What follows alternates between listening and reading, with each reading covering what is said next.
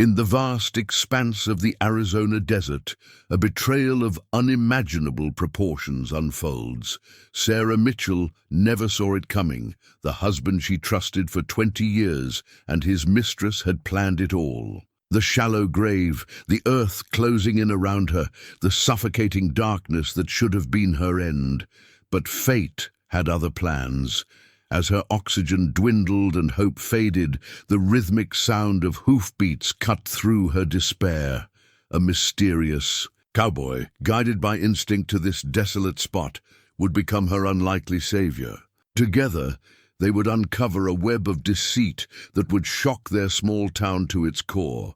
What dark secrets could drive a husband to bury his wife alive in the desert? Before we jump back in, tell us where you're tuning in from. And if this story touches you, make sure you're subscribed, because tomorrow I've saved something extra special for you. Paradise Valley lived up to its name in the gentle light of dawn. Sarah Mitchell stood at her kitchen window, cradling a porcelain mug of Earl Grey tea, watching the sun paint the Camelback Mountain in shades of amber and rose. 20 years in, Arizona had taught her to cherish these quiet moments before the heat claimed the day. The wall beside her held their wedding photo, yellowed slightly with age. James stood tall and proud in his tailored suit, his dark hair untouched by the silver that now graced his temples. Sarah's younger self smiled with unguarded joy, her cream dress catching the light. She remembered how her mother had helped her choose it just months before the cancer took her. Her gallery, Desert Light Fine Arts, would be opening in an hour. Sarah took one last sip of tea, savoring the familiar bergamot. The gallery had been her dream long before she met James, though he'd later claimed credit for its success. She'd built it from nothing, transforming a dusty storefront into Paradise Valley's premier showcase for Southwestern artists. Upstairs, she heard James stirring. Their morning routine had grown predictable. He'd shower, dress in one of his precise suits, and barely touch the breakfast she prepared. Lately, he'd started taking calls in his study before dawn, speaking in hushed tones he thought she couldn't hear. Sarah adjusted a frame on the wall, an instinctive gesture born from years of gallery work. The photograph showed them at the galleries. Opening night. James's arm was around her waist, his smile confident as always. But something in his eyes seemed different now. Or perhaps she was only noticing it in retrospect. Her phone buzzed with a message from Maria, her assistant curator. Another pipe had burst in the gallery's storage room. Sarah grabbed her keys, leaving a note she knew James wouldn't read. The gallery needed her, and lately it felt more like home than this house ever had. The drive downtown took 12 minutes, each landmark familiar as her own reflection. The saguaros stood sentinel along the road, their ancient arms reaching toward the brightening sky. Sarah had learned to read the desert's subtle changes, the way the light shifted across the landscape, revealing truths that daylight sometimes obscured. She parked behind the gallery, noting James's Bentley wasn't in its usual spot, at his law office across the street. Strange. He'd said he had an early meeting, but the parking lot was empty, save for the cleaning crew's van. Inside, the gallery greeted her with the scent of sage and leather from Monica Redhawk's latest installation. Sarah moved through the spaces she'd curated with such care, each piece telling its own story of the Southwest. Her heels clicked against the polished concrete floors as she made her way to the storage room. Maria was already there, dark hair tied back, dealing with the maintenance crew. "The insurance adjuster's coming at 10. She said, handing Sarah a clipboard. "But there's something else. You should see this." She led Sarah to the office, where a stack of papers sat on the desk. Bank statements, property deeds, insurance documents, all bearing signatures Sarah had never seen before. Her heart stuttered as she recognized what they meant. Someone had been quietly transferring gallery assets, redirecting funds, changing names on legal documents. The signatures looked like hers, but Sarah knew every curve was wrong. 20 years of marriage had taught her to recognize James's handiwork, even when he tried to disguise it. The betrayal sat heavy in her chest, a weight as tangible as the desert heat beginning to press against the gallery windows. She sank into her chair, running her fingers over the forged signatures. The gallery had been her sanctuary, her achievement, her legacy. Now it felt like quicksand beneath her feet. The morning light caught the wedding ring on her finger, and for the first time, its familiar weight felt like a shackle rather than a bond. Outside, a crowd of early visitors gathered, eager to see Monica's new works. Sarah straightened her spine, tucked the documents into her bag, and smoothed her expression into the professional mask she'd perfected over years of gallery openings. The desert had taught her about survival, about finding water in the most unlikely places. She would need that knowledge now more than ever. The business card appeared on Sarah's desk like a snake in the desert, sleek, dangerous, and impossible to ignore. Victoria Kane, executive developer, Crown Point Properties. A smear of red lipstick marked one corner, as if it had been carelessly handled while its owner was refreshing her makeup. Sarah knew that shade. She'd seen it on a wine glass in James's study last week when he'd claimed to be working late. The same color had stained his collar a month ago. He'd blamed it on a client's exuberant greeting. Now it was here, in her gallery, marking its territory. "She came by while you were at lunch," Maria said, hovering in the doorway. "Tall, redhead, wearing shoes that cost more than my car. Said she's interested in buying the Thompson sculpture for her new development." The Thompson piece was their most valuable asset, a massive bronze worth nearly $500,000. Sarah had spent 3 years convincing the artist to let her represent him. Now this woman, Victoria, was suddenly interested. Sarah pulled up Crown Point Properties on her computer. Victoria Kane's photograph stared back at her, all perfect angles and calculated warmth. The website lauded her as a visionary developer transforming Paradise Valley's luxury real estate landscape. Recent projects included high-end condominiums, exclusive resorts, and, Sarah's heart stopped, a proposed cultural center just 2 blocks from the gallery.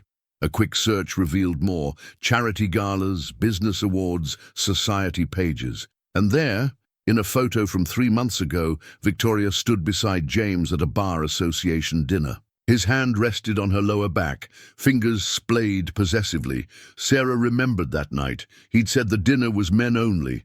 The phone rang, startling her. James's number lit up the screen. "Darling," he said, his voice smooth as aged. "Whiskey. I'm having dinner with a potential client tonight. Don't wait up." Sarah watched a dust devil dance across the parking lot, spinning sand into a frenzied column before dissipating into nothing. "Of course," she replied, her voice steady. "The Thompson sculpture's drawn some interest today." A pause. So brief, she almost missed it. "Oh? Anyone I know?" "Victoria Kane from Crown Point Properties. Red hair, red lipstick. Quite striking." Another pause, longer this time. "Ah, yes. Her firm's done some work with the partners.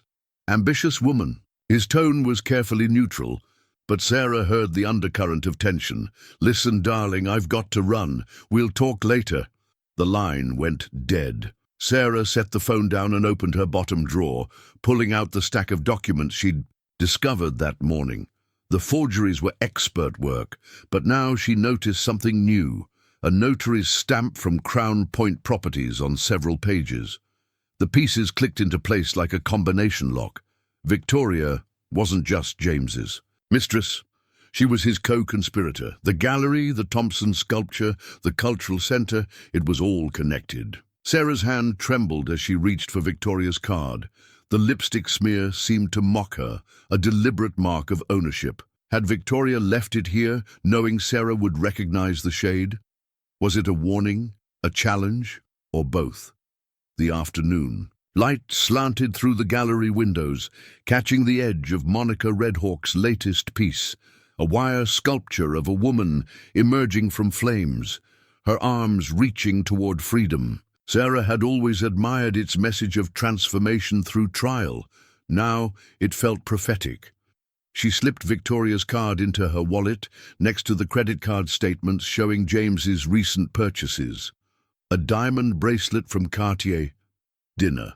Reservations at intimate restaurants, a weekend booking at the Royal Palms Resort.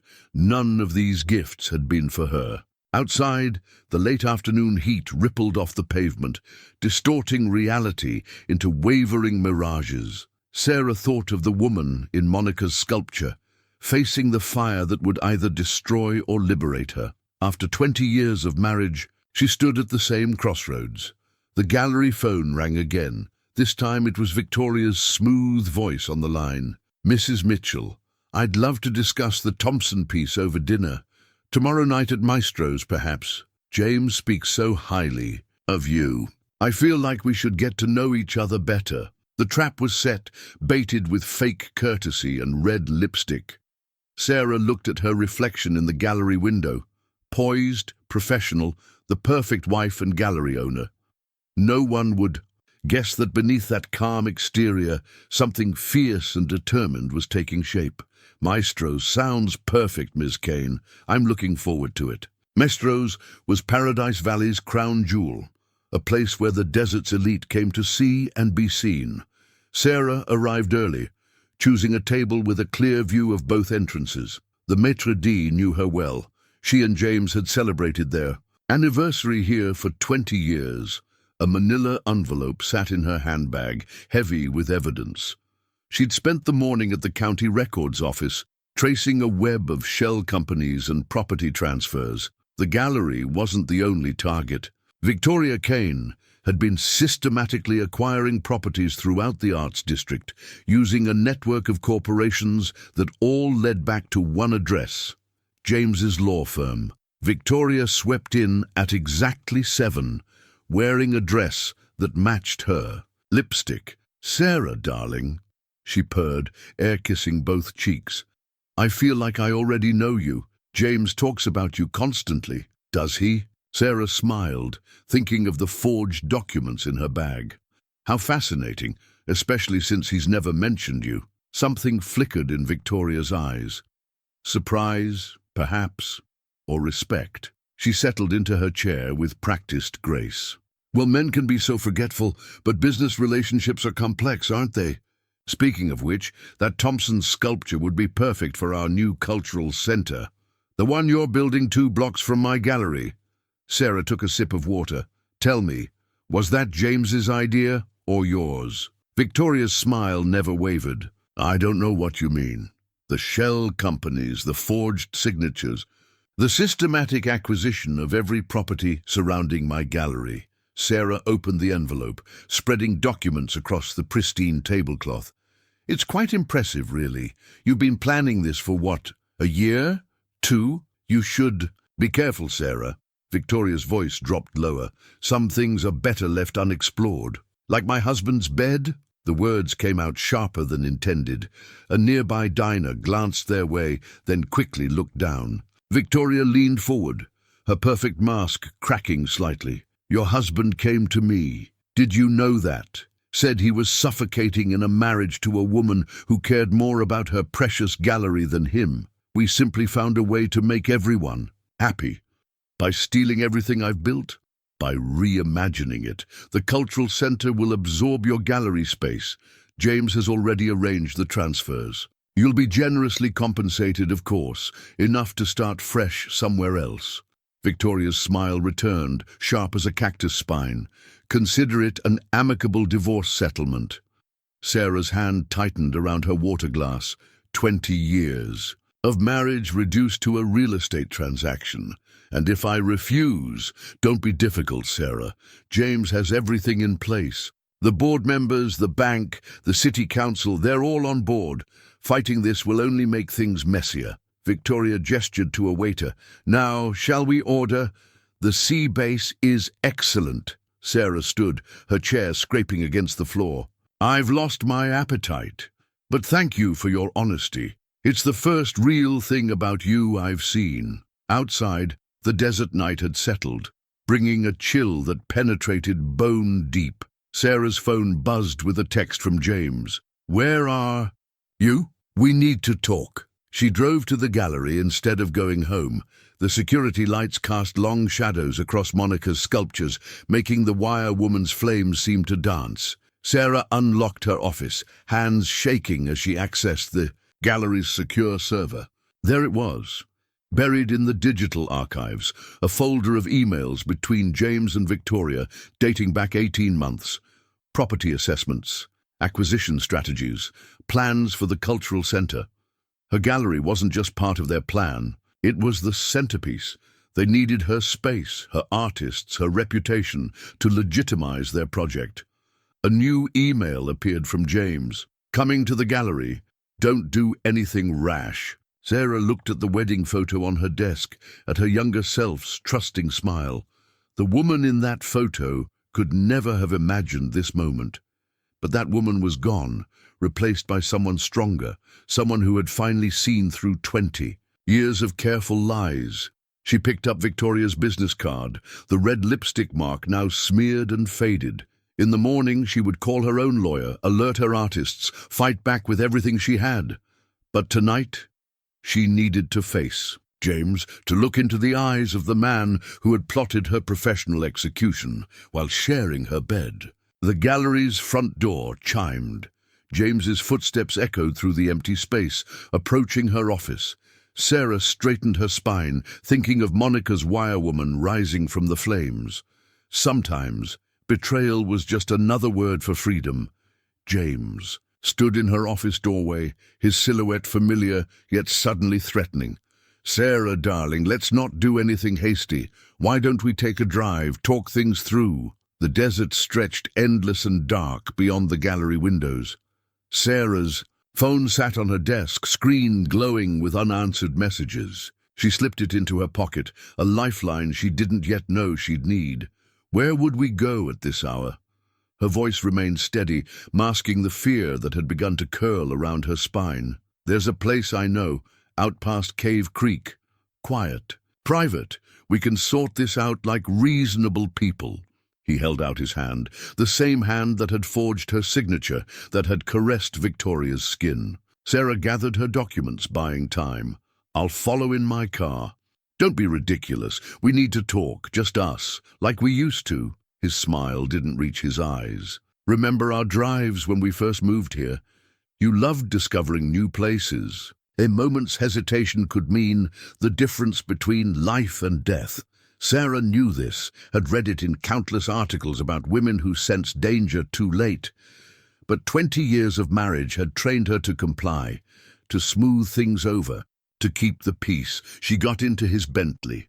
The city lights faded behind them as James drove north, past the last stretches of civilization. The moon cast silver shadows across the saguaros, their arms reaching like desperate figures in the night. Sarah's phone buzzed again. Maria, checking if she was all right. You've really complicated things, James said softly, taking a turn onto an unmarked dirt road. Victoria and I had it all planned so carefully. A clean break, a fresh start for everyone. By stealing my gallery, my life's work. Sarah's hand tightened around her phone. The gallery was always mine. My connections, my money, my influence. You were just the pretty face that made it legitimate. He stopped the car. And now you're becoming a liability. Headlights appeared behind them, a sleek red Mercedes, Victoria's car. You didn't really think I'd let you leave with those documents, did you? James's voice had changed, all pretense of affection gone. Get out. The desert night had turned. Cold. Sarah's heels sank into the soft sand as Victoria emerged from her car, something metallic glinting in her hand. A shovel. It didn't have to be this way, Victoria said, her red lips curling into a smile. We offered you a clean exit. Sarah's phone slipped from her trembling fingers as James grabbed her arms. The screen cracked against a rock, its glow fading like hope in the darkness. She fought then, with everything she had, but 20 years behind a desk had not prepared her for this moment. The first blow came from behind, sharp, decisive. The desert spun, stars blurring into streaks of light. She felt herself being dragged, heard the shovel biting into sand. Make it deep. Victoria's voice seemed to come from far away. He can't risk anyone finding her. The grave was shallow, but deep enough. Sarah felt the sand covering her legs, her torso, her face. Her last conscious thought was of Monica's wire woman emerging from the flames, but there would be no emergence. For her, no transformation, no escape. Darkness took her, but not before she heard Victoria's final words. "The coyotes will take care of the rest." The desert night settled around her unmarked grave, indifferent to the betrayal it had just witnessed. Above, the stars wheeled in their ancient patterns, and somewhere in the distance, unheard by Sarah in her earthen prison, the sound of hoofbeats began to echo across the sand. Darkness had a texture. Sarah felt it pressing against her skin, filling her mouth, crushing her chest with each shallow breath. The desert sand shifted around her like a living thing, threatening to pour into her nose, her ears, her eyes. Her mother's silver cross necklace pressed against her collarbone, the only familiar sensation in this nightmare. She'd worn it every day since the funeral, drawing strength from its presence. Now, as earth pressed in from all sides, she clung to it like a lifeline. "Count your breaths," her mother's voice seemed to whisper. "Stay calm. Find your center." Words from childhood panic attacks, when the world felt too big, too overwhelming. Now, when the world had shrunk to this terrible confined space, they came back to her. One breath. The sand tasted of minerals and death. 2 breaths. Her arms were pinned against her sides. 3 breaths. How much air remained in this earthen coffin? The silver cross dug into her skin as she tried to move. Sarah forced herself to think, to analyze her situation like one of her gallery installations. She had maybe inches of space. Around her face, James and Victoria had been hasty, overconfident. The sand was loose, not packed tight. But even loose sand had weight, and each minute movement threatened to bring more crashing down. Her lungs burned with the effort of shallow breathing. How long had she been here? Minutes? Hours? Time lost meaning in the absolute darkness. She thought of Monica's wire woman emerging from flames. "Sometimes," Monica had said, "we have to burn away everything we were to become what we're meant to be." Was this her flames? Her transformation? A sound penetrated the earthen silence, distant, rhythmic. At first, Sarah thought it was her own heartbeat, amplified by the ground around her. But no, this was different. Hoofbeats, growing closer, her mother's voice again. "Signal! Make them hear you!" Sarah forced her hand upward through the sand, feeling it shift and pour around her fingers. The silver cross chain snapped with the movement, but she kept pushing. If she could just break the surface. The hoofbeat stopped, replaced by another sound. Footsteps, the crunch of boots on desert sand. "Hello?" A man's voice, distant but clear. "Anybody out here?" Sarah tried to scream, but sand filled her mouth. She pushed harder, fighting for each millimeter of movement. Her fingers broke through to cold night air. "Sweet Jesus!" The voice was closer now. "Hold on! Don't move!" The sound of a shovel cutting earth, different from the terrible rhythm of her burial. Careful, methodical strokes moving sand away from her face, her chest, her body. The weight lifted gradually, and finally, blessedly, Sarah drew a full breath of desert air. Rough hands pulled her from the grave, and she found herself staring up at a star-filled sky and the concerned face of a stranger. A cowboy hat shadowed his features, but she saw kindness in his eyes. "I've got you," he said softly. "You're safe now." Sarah clutched her mother's broken silver cross, its familiar weight anchoring her to reality as the desert night spun around her. She was alive. Against all odds, she had emerged from her own burial, like Monica's woman rising from the flames. The stranger's horse nickered softly in the darkness, and somewhere in the distance, a coyote called, a sound that should have been terrifying but now felt like a celebration of survival. Sarah Mitchell had died in that shallow grave, but someone new had risen in her place, someone stronger, someone who would make James and Victoria regret their terrible mistake. Luke Martinez had spent enough time in the desert to read its signs. Tire tracks cutting deep into sand meant a heavy vehicle moving fast. Scuffed earth and scattered footprints told of a struggle.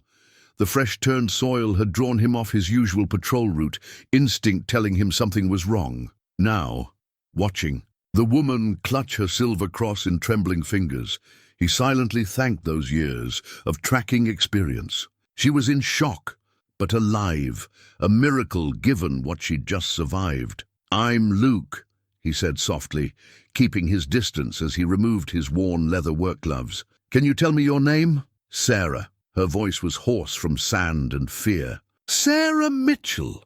He draped his duster around her shoulders, noting how she flinched at the contact. "Miss Mitchell, we need to get you to a hospital." "No." The word came out sharp, surprising them both. "No hospitals. They'll be watching." Luke studied her face in the moonlight. Beneath the dirt and terror, he saw intelligence and determination. This wasn't just a random act of violence. This was something calculated, personal. "My ranch is about 3 miles east," he said. "I've got a first aid kit, phone, whatever you need, but if someone did this to you, they need to face justice." Sarah's laugh held no humor. "Justice?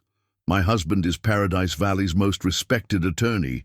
His mistress owns half the town council. They'd bury any investigation deeper than they buried me." The pieces clicked into place. Luke had heard rumors about James Mitchell and his development deals, the way small business owners mysteriously decided to sell just when his clients needed the property. "Your husband did this?" Sarah nodded, then swayed slightly. Luke caught her elbow, steadying her. "First things first," he said. "Let's get you somewhere safe. Then we can figure out next steps." He gestured to his horse, a sturdy paint mare named Sunrise.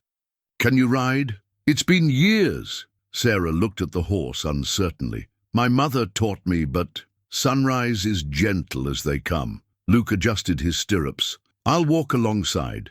Lead her home. Right now, you need to focus on staying upright."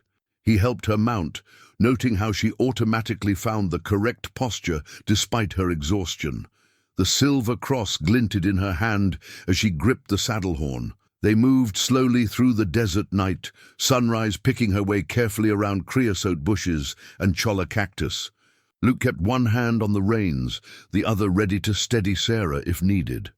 "How did you find me?" she asked after a while. "I patrol these back trails, keep an eye out for smugglers, lost hikers, saw fresh tire tracks, looked wrong for this time of night." Then he paused. "Plus, Sunrise started acting up like she heard something. Animals sense things we miss sometimes." Sarah reached down to pat the horse's neck. "Thank you, Sunrise." The mare nickered softly in response, and Luke saw Sarah's first genuine smile. Small, fragile, but real. "My ranch isn't much," he said as they crested a small rise, "but it's secure. Private road, good sight lines, no surprise visitors." "You sound like you've done this before." "Not this exactly, but I was a deputy up in Yavapai County. Saw enough domestic violence cases to learn about keeping people safe." He didn't mention the ones he hadn't saved, the ones who'd trusted the system and paid with their lives. The lights of his ranch house appeared in the distance, a humble anchor in the vast desert night. Sarah's hand tightened on the saddle horn. "They'll realize I survived," she said. "They'll come looking." Luke thought of his gun safe, his security cameras, the skills he'd learned in law enforcement and later as a ranch owner protecting his land from cartels and thieves. "Let them come," he said quietly. "They'll find more than they bargained for." Sarah looked down at him, moonlight silvering her dirt-streaked face. In her eyes, he saw not just fear and gratitude, but something else, a steely resolve that matched his own. "I don't want to bring trouble to your door." "Trouble's already here," Luke replied. "Question is, are you ready to fight back?" The silver cross caught the starlight as Sarah straightened in the saddle. "Yes," she said. "I'm done being buried." Luke's ranch house emerged from the darkness, a sturdy adobe structure with deep porches and warm light spilling from the windows. Security lights clicked on as they approached, illuminating well-maintained corrals and a modern barn. "My grandmother's place," Luke explained, helping Sarah dismount.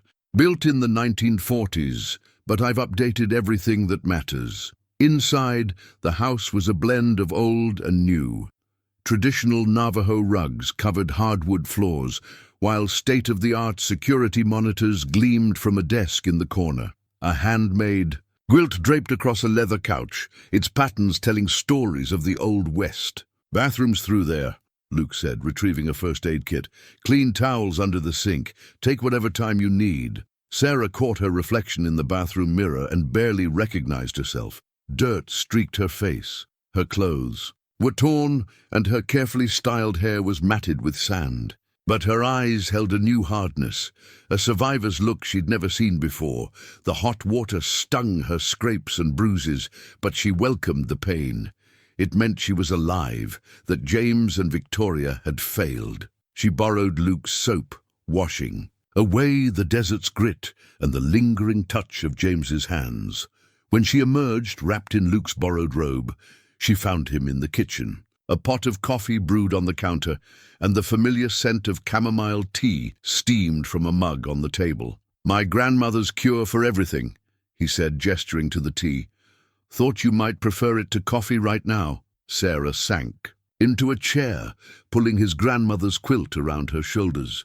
"You seem very prepared for unexpected guests." "Like I said, I've helped people before." Luke sat across from her, his coffee untouched. "But we need to talk about what happens next. They'll be looking for you by morning.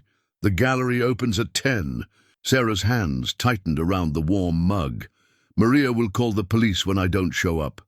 And your husband will have a plausible story ready." Luke's voice was gentle but firm, probably already laying the groundwork. Concerned calls, filing a missing persons report, playing the worried spouse. Sarah thought of James's practiced charm, his courthouse persona. "He'll say I was unstable, threatened by his success with Victoria, that I ran away." "Exactly. We need to be smarter than them." Luke opened a laptop, its screen adding to the kitchen's warm glow. "Tell me everything. The gallery, the development plans, every detail you can remember." For the next hour, Sarah talked. The forged documents, the shell companies, Victoria's cultural center scheme. Luke took notes, asked precise questions, his law enforcement background showing in his methodical approach. "There's something bigger here," he said finally. "This level of planning, the property acquisitions.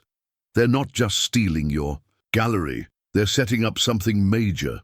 Money laundering." Sarah remembered the complex web of transactions she'd uncovered. Maybe, or something worse. Luke pulled up a map of Paradise Valley. "These properties they're buying, they form a pattern. The cultural centers just a front for something else." A coyote's cry echoed across the desert, and Sarah shivered despite the quilt's warmth. "I have copies of everything on a secure server. If I could access it remotely, too risky right now. They'll be monitoring your accounts." Luke studied her face. "You need rest. Tomorrow we can—" Alert flashed on the security monitor, headlights on the access road still distant but approaching. "Local sheriff's vehicle," Luke said, checking the camera feed. "Right on schedule." "They found me already?" "No, regular patrol, but we can't take chances." He moved with calm efficiency, shutting down lights. "There's a safe room off the pantry. Hidden door, fully stocked. Just in case." Sarah stood, clutching the quilt. "You've thought of everything." "Had to, in my line of work." Luke's hand brushed her shoulder. "But you don't have to hide if you don't want to. Your choice." She looked at him in the dim light, this stranger who had saved her life and was now offering her a chance to fight back. The quilt's patterns seemed to shift in the darkness, telling stories of survival, of courage, of new beginnings. "I'm done hiding," she said, and saw approval in his eyes. The headlights grew closer, casting long shadows through the windows. But for the first time since discovering James's betrayal, Sarah felt something beyond fear and anger. She felt hope. The sheriff's patrol car slowed at Luke's gate, its headlights sweeping across the property. Luke stood on the porch, the perfect picture of a rancher disturbed late at night, while Sarah watched through the security feed. "Evening, Deputy Rogers." Luke called out, "Bit late for a social call." The deputy stepped out, his badge catching moonlight. "Just checking the back roads, saw your lights on. Coyote's been acting up, keeping an eye on the horses." Luke's voice was casual, practiced. "Coffee's hot if you want some. Can't tonight. Say, you haven't seen anything unusual. Got a missing persons report coming in from Paradise Valley. James Mitchell's wife, prominent family, big lawyer." Sarah held her breath, watching Luke's response on the monitor. "Can't say I have, but I'll keep an eye out." Luke's tone stayed neutral. "Mitchell, that's the one building that new cultural center." "Yeah.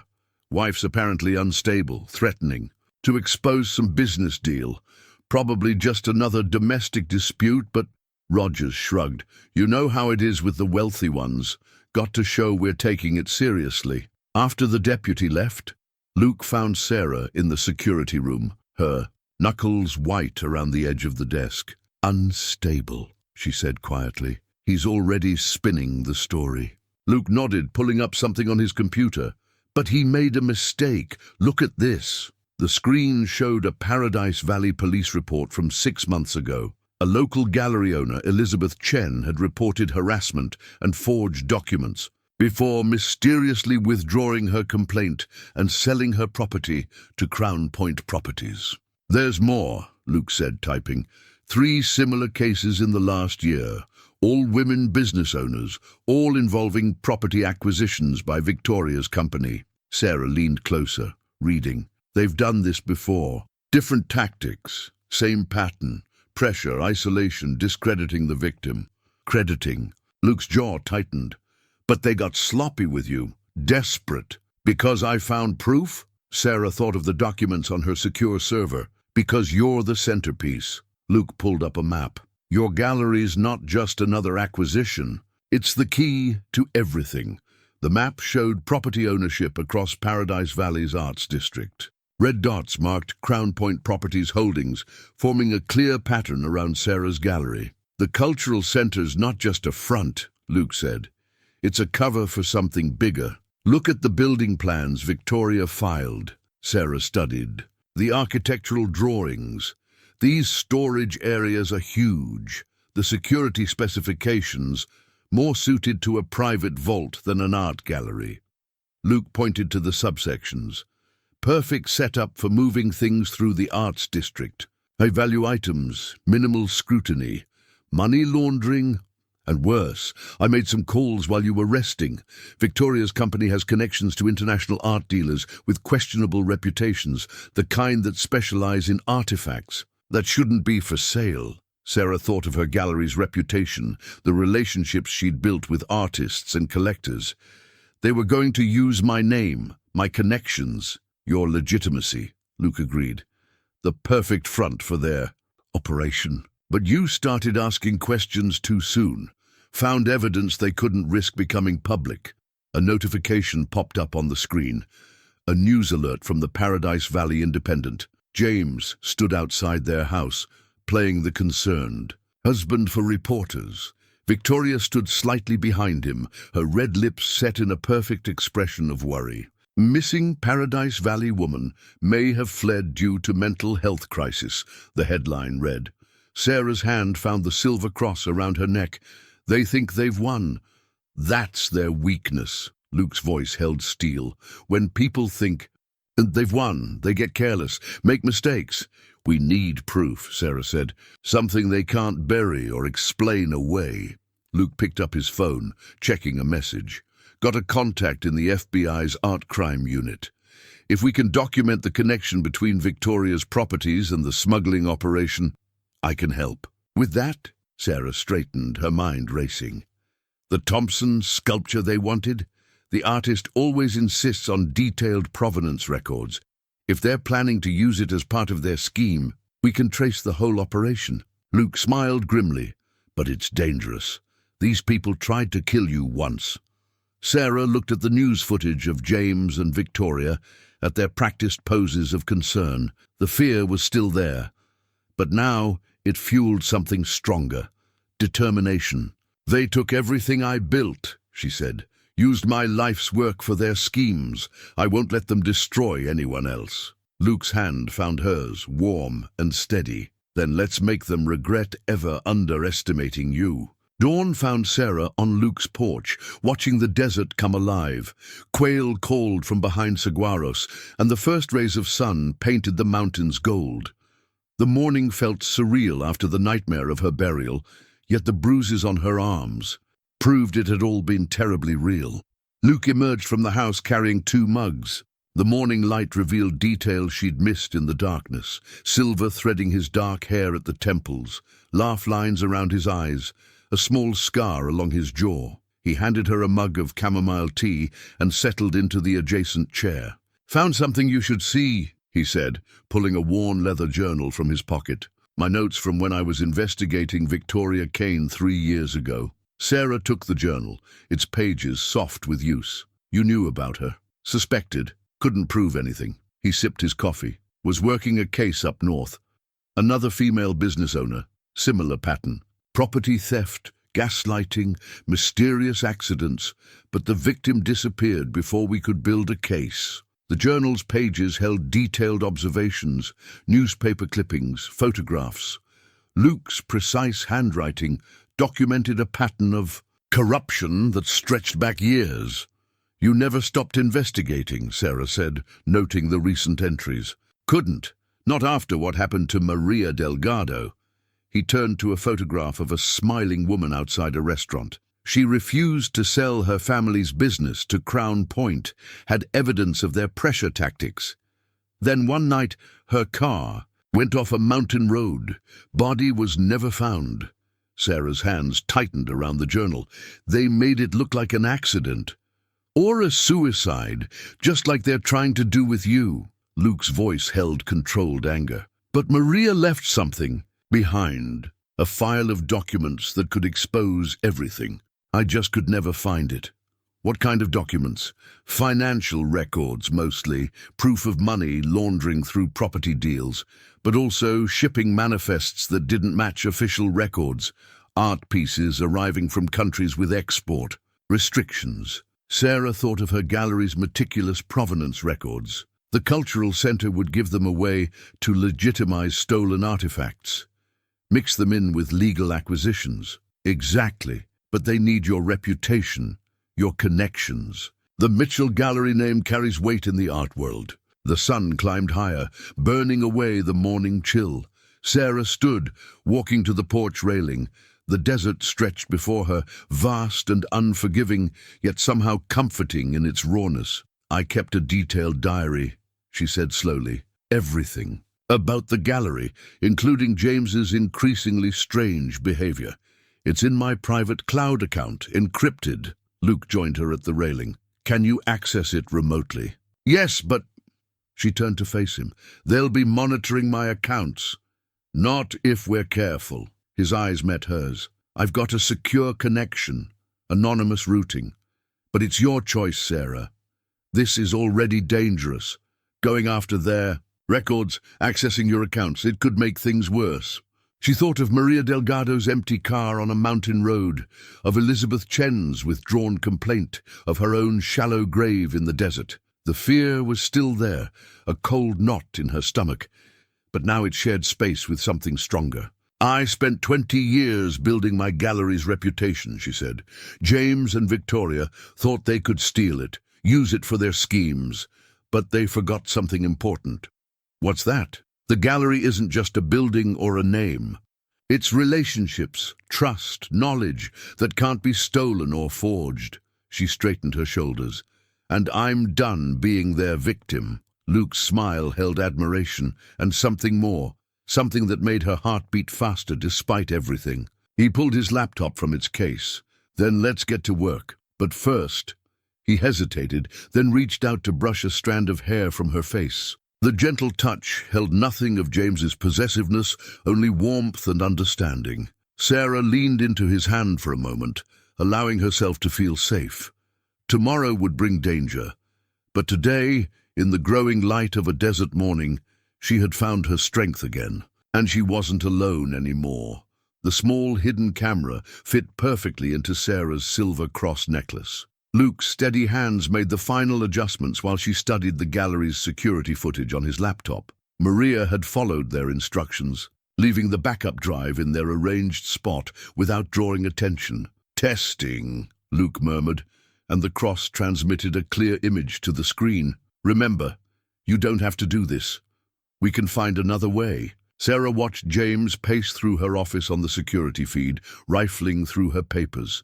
Victoria stood by the window, her red dress a splash of blood against the desert landscape captured in Monica's photographs. "No other way will be fast." "Enough," Sarah said.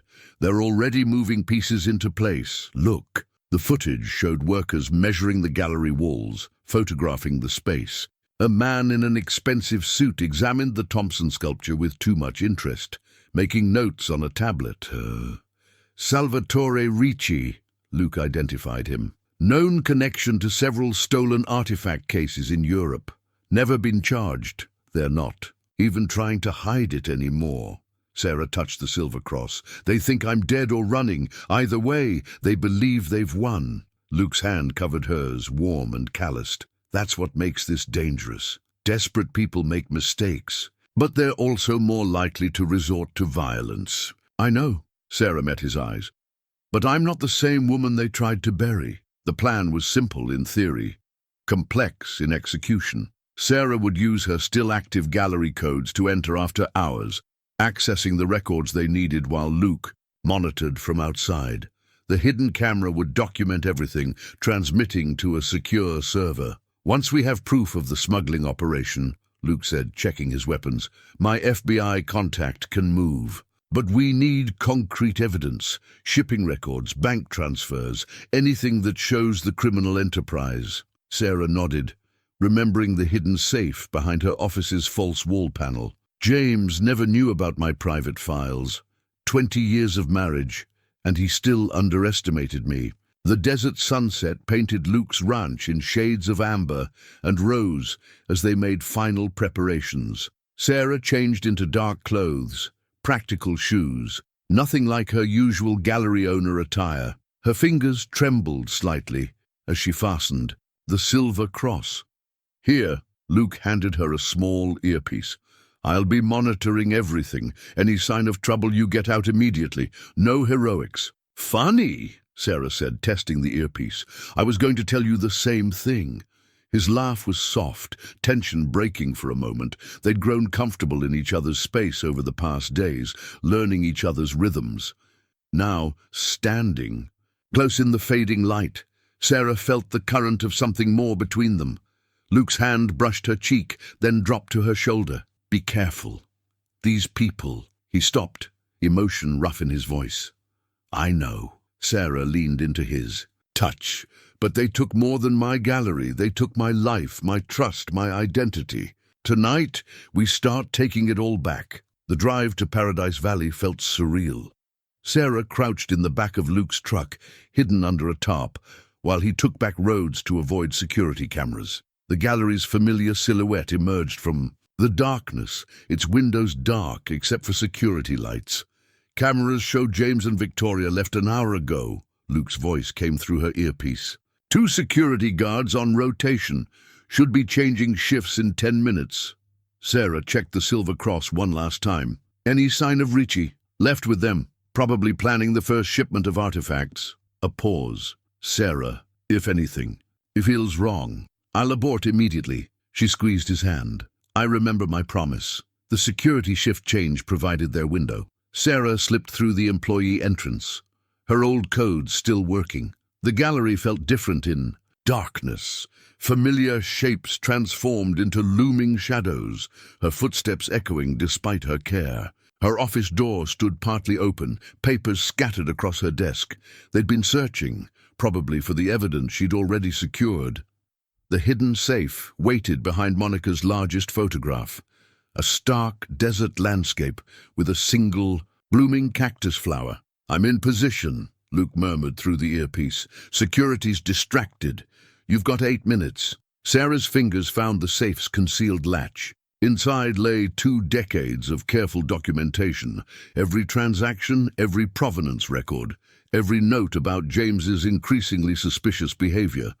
And beneath it all, a single thumb drive. "Let's see what secrets you're really hiding," she whispered, and began to work. Victoria's private ledger lay open on the desk, its elegant leather cover concealing ugly truths. Sarah photographed each page with methodical precision, the silver cross capturing every damning detail. The numbers told a story of greed and corruption that stretched across continents. "Movement at the front," Luke's voice warned through her earpiece. "Black SUV approaching." Sarah's heart jumped. "James's car." "No, different model." "Wait." A pause. "It's Ricci. He's not supposed to be here." The Italian art dealer's unexpected appearance meant something had changed. Sarah quickly restored the ledger to its exact position on Victoria's desk, muscle memory from years of gallery curation serving her well. "He's entering the building," Luke reported, "using Victoria's security code. You need to move." But Sarah had already found something else, a folder marked Antiquities Acquisition. Inside, shipping manifests detailed artifacts that shouldn't exist on the legal market. Mesopotamian tablets, Byzantine religious items, Native American ceremonial pieces. "Sarah, you've got 2 minutes before he reaches the office level." Her hands moved swiftly, the camera capturing each document. The manifest listed values in the millions, each piece routed through shell companies and false provenance papers. Footsteps echoed in the stairwell. Sarah pulled up the floor plan on her phone. Luke's preparations had included every possible escape route. The storage room connected to the service corridor, which led to... "Wait!" Luke's voice sharpened. "Second vehicle arriving." "Victoria." Sarah's breath caught. The storage room's alternate exit was closer to the parking lot. She needed another option. The elevator hummed to life. Moving silently, Sarah slipped into the small conference room adjacent to Victoria's office. The space was designed for private client meetings, its walls soundproofed. A vintage filing cabinet stood in one corner, and Sarah remembered something. From her years of gallery renovations, "The maintenance shaft," she whispered to Luke. "Behind the cabinet. You'll have to move it without making noise." Sarah's muscles strained as she carefully shifted the heavy cabinet. Behind it, a metal panel led to the building's maintenance infrastructure, a remnant from its original construction that newer renovations had never fully sealed. Voices approached, Ricci's accented English and Victoria's smooth response. Sarah eased the panel open, wincing at the faint squeak of old hinges. "They're discussing the Thompson sculpture," Luke reported, listening through her earpiece. "Something about authentication papers." Sarah squeezed through the opening, just as the conference room door opened. Through the gap, she saw Victoria's red heels click across the floor. "The British Museum's expert arrives tomorrow," Ricci was saying. "Once he authenticates the piece." "He'll authenticate whatever we tell him to," Victoria replied. "That's what we're paying him for." Sarah held her breath, pressed against cold metal in the darkness. The maintenance shaft ran the height of the building, ladder rungs offering. "Escape up or down?" "And the original?" Ricci asked. "Your husband assured me it would be ready for transport." "James is handling the details. The gallery's reputation will validate the provenance. No one questions the Mitchell name in the art world." Sarah's fingers tightened on the ladder rung. They weren't just planning to use her gallery as a front. They were going to replace the real Thompson sculpture with a forgery, using her reputation to authenticate stolen artifacts. "The wife," Ricci's voice held concern. "If she resurfaces..." Victoria's laugh was cold. "That's been handled. The police report paints a perfect picture. Unstable woman, jealous of her husband's success, history of erratic behavior. If she's not already dead in the desert, she's running with her tail between her legs. And if she's neither?" A pause. "Then we'll handle it permanently this time." Sarah began her careful descent, each movement measured and silent. The shaft led to the basement level, where the loading dock would provide cover for her escape. "They've got you on thermal imaging," Luke murmured. "2 more floors down. They're still in the conference room." The camera in her cross had captured everything. The ledger, the manifests, Victoria and Ricci's conversation. Proof of not just Not theft, but international smuggling, fraud, and conspiracy. Sarah reached the basement, easing the access panel open. The loading dock was dark, but she knew every inch of her gallery. She slipped between crates of upcoming exhibitions, making her way to the emergency exit where Luke waited. Cool night. Air hit her face as she emerged. Luke's strong hands pulled her into the shadows, just as Victoria's office light came on above. "Got everything?" he whispered. Sarah nodded, her heart pounding from more than exertion. "They're planning something. Big tomorrow, the Thompson sculpture. First, let's get you safe, then we'll plan our next move." As they drove back to the ranch, Sarah reviewed the footage captured by her silver cross. Each image, each recorded word brought them closer to exposing the truth. But Victoria's cold voice echoed in her mind. "We'll handle it permanently this time." The game had become deadlier, and tomorrow would decide everything. The stack of old newspaper clippings spread across Luke's kitchen table told a story of systematic corruption.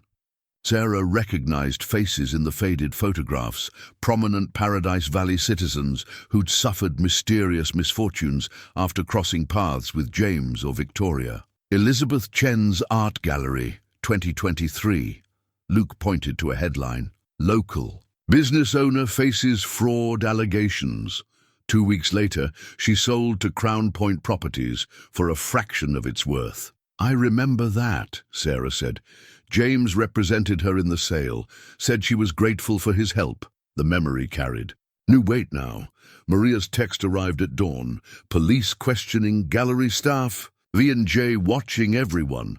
But found something you need to see." Luke studied the message. "Can we trust her with my life?" Sarah touched the silver cross. "She's worked with me for 10 years.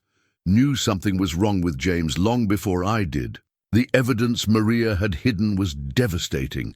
A years-old Paradise Valley Independent article about the suspicious death of a city council member who'd opposed Victoria's first development project.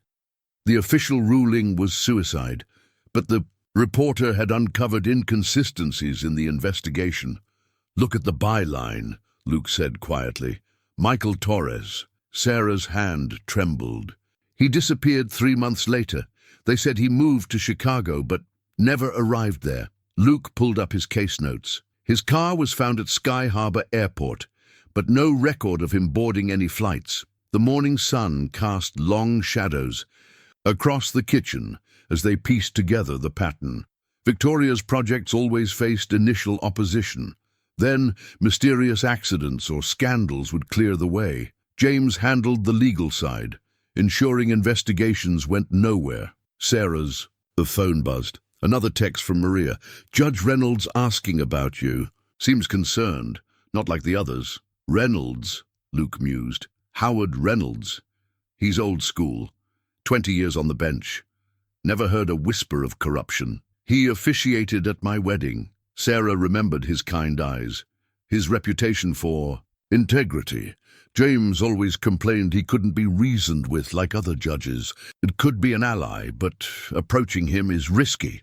A knock at the door froze them both. Luke drew his weapon, moving silently to the security monitor. His shoulders relaxed slightly. "Speaking of allies," he said, "I called in some help." The woman who entered moved with the careful grace of someone used to watching her back. "Detective Rosa Hernandez," she introduced herself. "Luke and I worked cases together up north. She's FBI now," Luke added.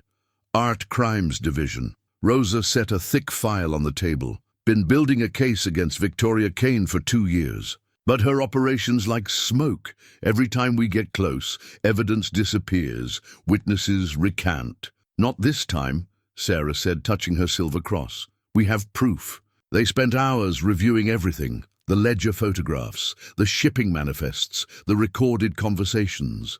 Rosa's eyes widened at the scope of the operation. "This is bigger than art smuggling," she said finally. "They're using the Cultural Center project to create a pipeline. Stolen artifacts come in, laundered money goes out. The whole town's either compromised or looking the other way." "Not everyone," Luke insisted. "Judge Reynolds, for one. Maybe others who've been too afraid to speak up. Sarah thought of Elizabeth Chen, of Michael Torres, of all the others who'd lost everything. If we show them they're not alone. Dangerous, Rosa warned. One wrong move, one leaked word, is already dangerous, Sarah countered. They tried to bury me in the desert. How many others are in unmarked graves because they stood alone? Luke's hand found hers under the table, strong and steady. Rosa watched the gesture with knowing eyes. All right, the FBI agent said. We do this carefully. Judge Reynolds first. If he's clean, he can help us coordinate with law enforcement we can trust. But we move fast. The Thompson sculpture authentication. Tomorrow is clearly their next big play. Sarah squeezed Luke's hand, drawing strength from his presence. The newspaper clippings scattered across the table were like pieces of a dark puzzle, finally revealing the full picture of Paradise Valley's corruption. But they weren't alone anymore. In the growing morning light, surrounded by allies who understood the risks and chose to fight anyway, Sarah felt something she hadn't expected: hope. The question was whether hope would be enough against those who'd already proven they'd kill to keep their secrets. The storm rolled in from the mountains just before sunset, dark clouds gathering like bruises across the desert sky. Sarah watched from Luke's security room as James's press conference played on the local news. Her husband's carefully crafted mask of concern cracked for just a moment when the reporter mentioned a witness who'd seen lights in the gallery the previous night. "Turn it up," Luke said, entering with fresh coffee. "Concerned for my wife's mental state," James was saying. "The stress of running the gallery, combined with certain personal issues." He paused, masterfully crafting the image of a worried spouse. "We just want her to come home safely." The feed cut to Victoria, standing supportively at his side. "Sarah's been like a sister to me. The Cultural Center project meant so much to her, perhaps too much." "They're good," Rosa commented from her position by the monitors, playing it perfectly for the cameras. Thunder rumbled overhead as Sarah's phone lit up with a text from Maria. "They know. Security footage glitch caught your reflection. V going ballistic. J in office, shredding files." Luke read the message over her shoulder. "How long?" "Minutes." Before they locked down the gallery, Sarah was already moving. "Everything we need to prove the smuggling operation is in James's private safe, behind the old master's painting in his office." "Too dangerous," Rosa warned. "They'll be expecting you now." "Exactly why I have to go." Sarah checked her silver, cross-camera. "They'll never believe I'd be bold enough to walk in the front door." Luke's jaw tightened. "Not alone." "The FBI team's an hour out," Rosa reminded them. "Wait for backup." "An hour's too long." Sarah met Luke's eyes. "They'll destroy everything." The storm intensified as they drove toward Paradise Valley, lightning splitting the sky. Luke's truck handled the wind-swept roads while Rosa coordinated with her team. They dropped the pretense of stealth. Time mattered more than secrecy now. Sarah's phone buzzed again, a message from an unknown number. "My chambers, 9 p.m., come alone, Judge Reynolds." "It's a trap," Luke said immediately. "Maybe," Sarah studied the message, "or maybe we've found our way in." The gallery's lights blazed against the stormy darkness. Through the windows, they could see James pacing in his office, Victoria gesturing angrily beside him. Shadows moved in the background, private security, armed and waiting. 40 minutes until FBI backup," Rosa updated them. "Locals are compromised. We're on our own until then." Lightning flashed, illuminating the Cultural Center's construction site next door. Sarah remembered Victoria's words about the Thompson sculpture authentication, about the smuggling pipeline they'd planned to build. "Look," Luke pointed to a figure hurrying through the rain. Salvatore Ricci, clutching a briefcase. "He's not supposed to be here until tomorrow. They're accelerating their timeline." Sarah made her decision. "I'm going to see Reynolds.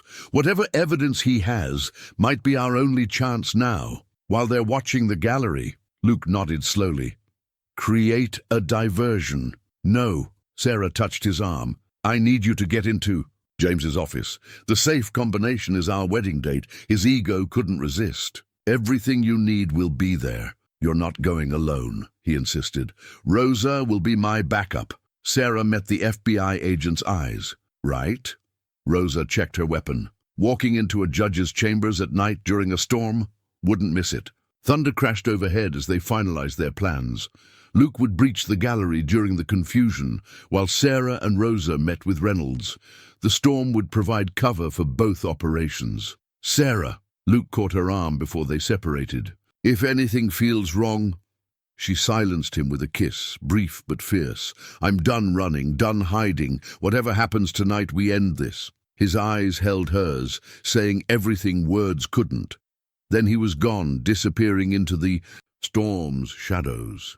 Sarah watched the gallery's lights reflect off the rain-slicked streets. Through the windows, she could see James still destroying evidence, Victoria directing their security team. They thought they were erasing their crimes, protecting their empire. They had no idea the storm about to break over their heads had nothing to do with the weather. "Ready?" Rosa asked, checking her earpiece. Sarah touched her silver cross, thinking of all the lives James and Victoria had destroyed. "They tried to bury me," she said quietly. Time to show them why that was a mistake. Lightning split the sky again as they moved through the storm toward the courthouse. While somewhere in the darkness, Luke began his own approach to the gallery. The endgame had begun. The old courthouse stood dark against the storm-torn sky, its marble columns slick with rain. Sarah's voice recorder captured every sound, her footsteps echoing in the empty halls, the distant rumble of thunder, Rosa's steady breathing as they approached Reynolds' chambers. "Movement inside," Rosa whispered, hand on her concealed weapon. Sarah nodded, remembering every betrayal that had led to this moment. The heavy wooden door opened at her knock, revealing Judge Reynolds at his desk. His face showed no surprise. At her appearance, only a deep weariness. "Mrs. Mitchell," he gestured to the chairs before him. "I wondered when you'd resurface. You knew I was alive." "I suspected." Reynolds withdrew an envelope from his desk. "These arrived yesterday. Someone's been documenting your husband's activities for years." The photographs inside showed James and Victoria at various meetings, all with people Rosa quietly identified as known art smugglers. The final image showed Sarah's empty grave in the desert. "Anonymous source," Reynolds continued. "But the message was clear. The Mitchell legacy isn't what it seems." Sarah's hand touched her silver cross. "You've known about their operation." "Suspected. Could never prove it." The judge's eyes were hard, until now. Through her earpiece, Luke's voice came low and urgent. "I'm in position. James and Victoria are still here. But something's wrong." "Ricci's making calls, looking nervous." Reynolds leaned forward. "Your husband's empire is built on quicksand, Mrs. Mitchell. One push. That's why we're here." Sarah placed her own evidence on his desk, printouts from Victoria's ledger. The shipping manifests, transcripts of recorded conversations. "But we need your help." The judge studied the documents, his expression darkening. "This goes beyond art smuggling. These transactions, they're using the cultural center to move massive amounts of money. Foreign accounts, shell companies, and they're accelerating their timeline," Rosa added. "The Thompson sculpture authentication was scheduled for tomorrow, but they're moving tonight." Lightning flashed, and for a moment Sarah saw something shift in Reynolds' eyes. He reached for his phone. "Don't!" Rosa's weapon appeared smoothly. "Hands where we can see them, Your Honor." The judge smiled sadly. "You think I'm working with them?" "The anonymous photos," Sarah realized. "You sent them. To warn us? To warn you it's too late." He nodded toward the window. "Look!" Through the rain-streaked glass, they could see movement at the gallery. Dark vehicles arriving, men in suits moving with purpose. "Ricci's buyers," Reynolds explained. "They're not waiting for authentication. The real Thompson sculpture will disappear tonight, replaced by a forgery. The money's already moved." Sarah's earpiece crackled. "He's right," Luke reported. "They're loading something into a truck, James is supervising personally. You could have stopped this years ago. Sarah accused Reynolds. Why wait? Because tonight they'll be sloppy, desperate. The judge's eyes held genuine regret. Sometimes you have to let criminals think they've won before you can truly stop them. Rosa's phone buzzed. The FBI team was in position, surrounding the gallery, but Sarah barely heard the agent's response. A new sound had filled the chamber, slow, deliberate applause. Victoria Kane stood in the doorway, elegant despite the storm, her red lips curved in triumph. Bravo, Sarah! You've played your part perfectly. Behind her, James appeared with two armed men. Did you really think we wouldn't watch the courthouse, that we wouldn't have contingency plans? Sarah's hand tightened around her silver cross as Victoria moved to Reynolds' side. The judge is right about one thing. Her husband's mistress purred. Sometimes you have to let your enemies think they've won. The photos, Sarah understood. The evidence. It was all a setup. We needed you to surface, James explained, to show yourself so we could finish what we started in the desert. He smiled at Reynolds. Thank you, Howard. Your cooperation will be remembered. The judge wouldn't meet Sarah's eyes, another compromised soul in their web of corruption. But Sarah felt no fear this time. Through her earpiece, Luke's voice came calm and certain. Got everything from the safe. FBI moving in. Keep them talking. Victoria raised an elegant hand, and one of the armed men moved towards Sarah. No grave this time, she said softly. No chance of rescue, just a tragic end to a troubled woman's story. Thunder crashed overhead as Sarah stood, facing her would-be murderers. You still don't understand, she said quietly, touching her silver cross. I'm not the same woman you tried to bury. The room's lights flickered, and in that moment of darkness, everything changed. Sarah heard Luke's signal through her earpiece. A single word that meant their trap, not James and Victoria's, was the one finally springing shut.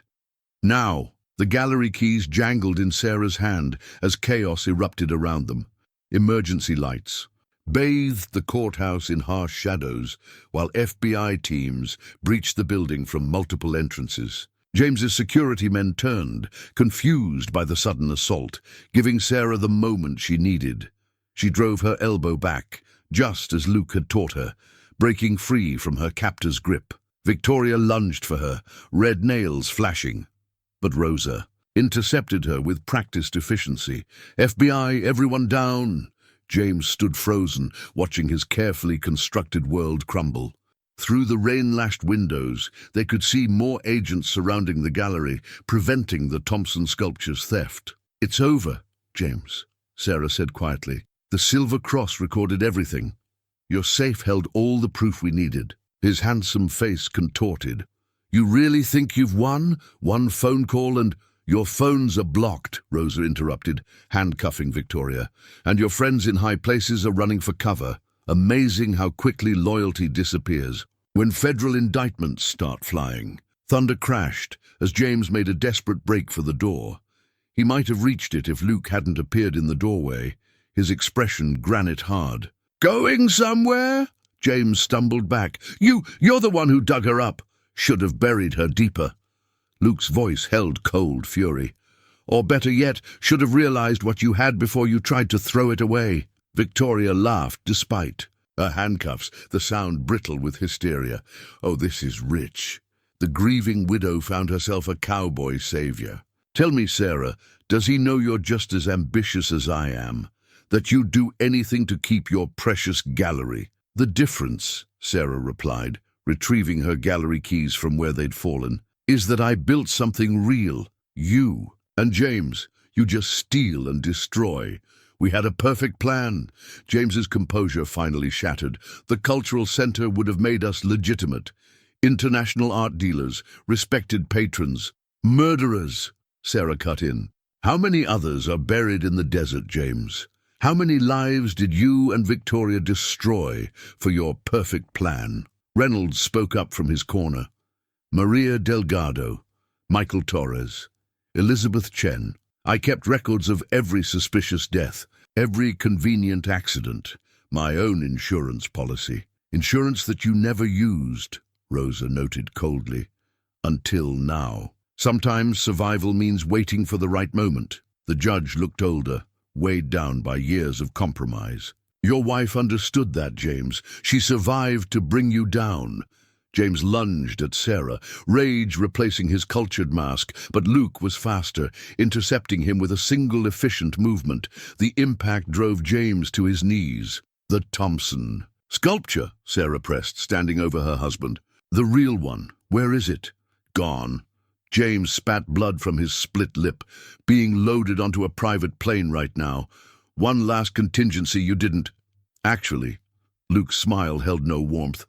My friends at the airport would disagree. Amazing. How helpful people can be when you show them evidence of international art theft.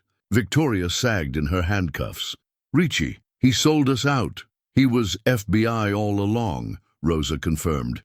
Deep cover, building the case. You two were so convinced of your own brilliance, you never questioned why such a respected art dealer would work with obvious frauds. Sarah walked to the window. The storm was passing, desert stars emerging in its wake. Below, she could see the gallery's lights still burning, the Thompson sculpture safe inside. 20 years of her life's work, preserved. You know what your mistake was? She asked, turning back to James and Victoria. You thought burying me would solve your problems, but the desert... She touched her silver cross. The desert has a way of preserving things, truth, strength, justice. James slumped, defeated, as FBI agents led him away. Victoria, still elegant despite her circumstances, paused at the door. You've destroyed everything we built, she hissed at Sarah. No! Sarah held up her gallery keys. I protected what I built. What you tried to steal, there's a difference. The room emptied, leaving Sarah with Luke and Rosa. Through her window, she could see the first hint of dawn touching the mountains. The Thompson sculpture's secure, Rosa reported. We'll need it as evidence, but it'll be returned to the gallery once the case is processed. Luke's hand found Sarah's shoulder. You did it. We did it. She leaned into his strength, finally, allowing herself to feel the weight of everything they'd accomplished. But it's not quite over, is it?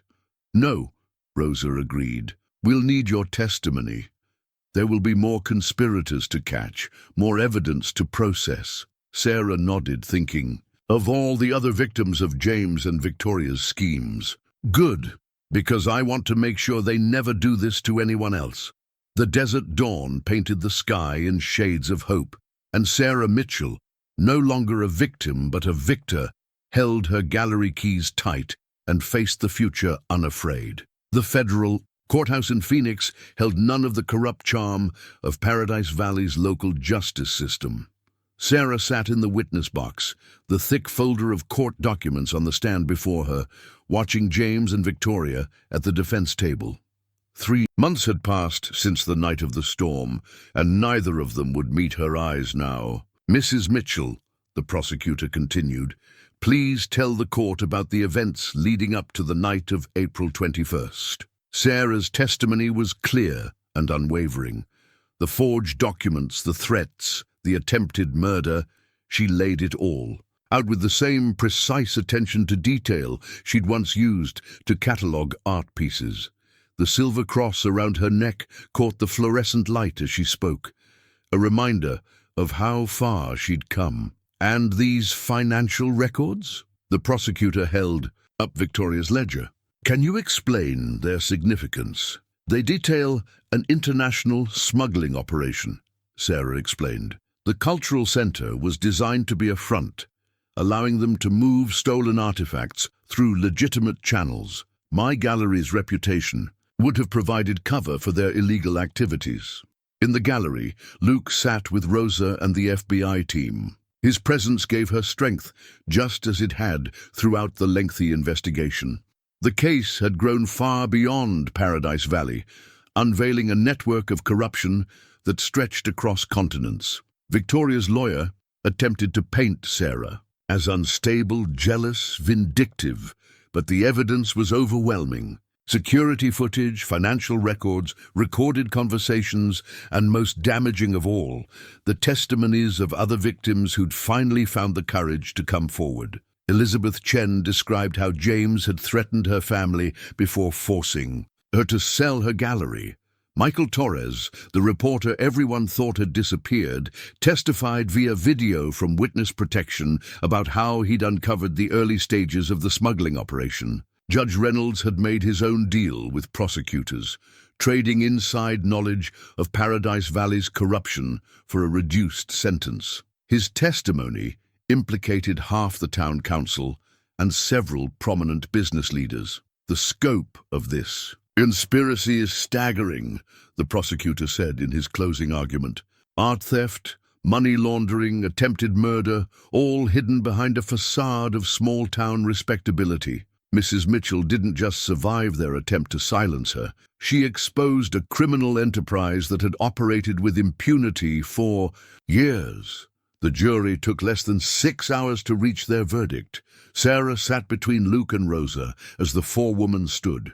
On the count of attempted murder in the first degree, we find the defendant, James Mitchell, guilty. Victoria's conviction followed, along with multiple counts of conspiracy, fraud, and money laundering. Sarah watched her husband and his mistress led away in handcuffs, their expensive lawyers already talking appeals. Outside the courthouse, reporters waited with cameras and microphones.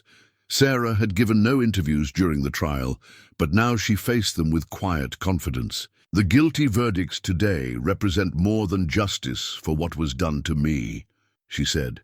They're justice for every person James Mitchell and Victoria Kane hurt in their pursuit of wealth and power. Their conviction sends a message that no one is above the law, no matter how respected they appear to be. Later, at Luke's ranch, they watched the sunset paint the desert in triumph colors. Rosa arrived with news from the ongoing investigation. Salvatore Ricci's testimony opened up 3 more smuggling cases in Europe, she reported. The FBI's Our crime unit will be busy for months, and the Thompson sculpture is officially cleared to return to the gallery. Speaking of the gallery, Luke said, have you decided what you're going to do? Sarah touched the silver cross, remembering the day she'd first opened Desert Light Fine Arts. It needs a fresh start, new focus. She smiled. I'm thinking of partnering with Elizabeth Chen, creating a foundation to support artists whose voices have been silenced by corruption and intimidation. Perfect way to turn this whole mess into something positive, Rosa approved. Need any help with security? Actually, Sarah looked at Luke. I was hoping to get some expert advice on that. His hand found hers warm and sure.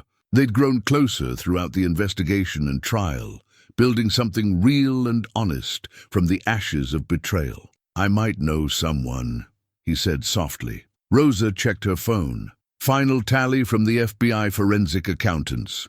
Over 50 million in stolen art and laundered money recovered. Paradise Valley's going to need a whole new town council after the corruption indictments finish rolling out. Good, Sarah said firmly. The town deserves a fresh start too. The desert wind carried away the last clouds of the long storm that had been her marriage to James. Tomorrow would bring new challenges, rebuilding the gallery's reputation, helping other victims find justice, creating something meaningful from all they'd uncovered. But tonight, sitting with the man who'd saved her life and the friends who'd helped her find justice, Sarah Mitchell felt nothing but peace. She had faced the darkness and emerged stronger, ready to light the way for others who needed to find their own path to justice. 6 months after the trial, Sarah stood in the newly renovated Desert Light Fine Arts, holding the ranch deed Luke had just handed her. Through the gallery windows, the sunset painted Camelback Mountain in shades that would have challenged Monica Redhawk's most vibrant palettes. You're sure about this? She asked, though she already knew his answer. The ranch has plenty of room, Luke said, his arms circling her waist. For you, for the art, for everything we want to build together. The gallery hummed with excitement. Behind them, tonight's opening would showcase their new mission, an exhibition of works by artists whose voices had been silenced by corruption and intimidation. Elizabeth Chen's photographs hung alongside Michael Torres's documentation of small-town injustice. Maria Delgado's daughter had contributed paintings that spoke of loss and redemption. In the center stood Monica's wire woman, rising from her flames. Sarah had purchased it permanently for the gallery, a testament to transformation and survival. Mrs. Mitchell. Maria appeared with a clipboard. The press is arriving and Rosa called.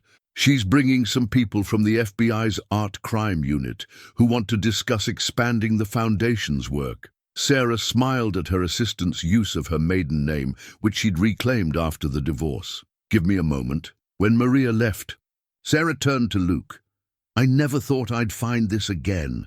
Trust, purpose, love. You never lost them, he said softly. They were just buried for a while, waiting to be discovered. Through the gallery's doors, they could hear the first guests. Arriving, Elizabeth Chen's voice carried clearly, discussing her new series on survivors of financial fraud. The Thompson sculpture stood in its rightful place, now accompanied by a plaque detailing its role in exposing the smuggling operation. Sarah touched her silver cross, transformed from evidence into symbol of her journey. Sometimes I wonder if James and Victoria did me a favor. If they hadn't tried to bury me, you wouldn't have grown into who you really are. Luke's eyes held understanding. The desert's good at preserving what matters, at helping us find our true selves. The door chimed as Rosa entered with her FBI colleagues. Outside, the desert night was settling in, stars emerging in the vast Arizona sky. Sarah held the ranch deed close, feeling the weight of its promise, not just of a home, but of a future built on truth and trust. Ready? Luke asked, offering his arm. Sarah Mitchell looked around her gallery, at the art that spoke of survival and justice, at the people who had helped her rise from her own ashes, at the man who had shown her that love could be both strong and gentle. Ready, she said, and together they stepped forward into their new beginning.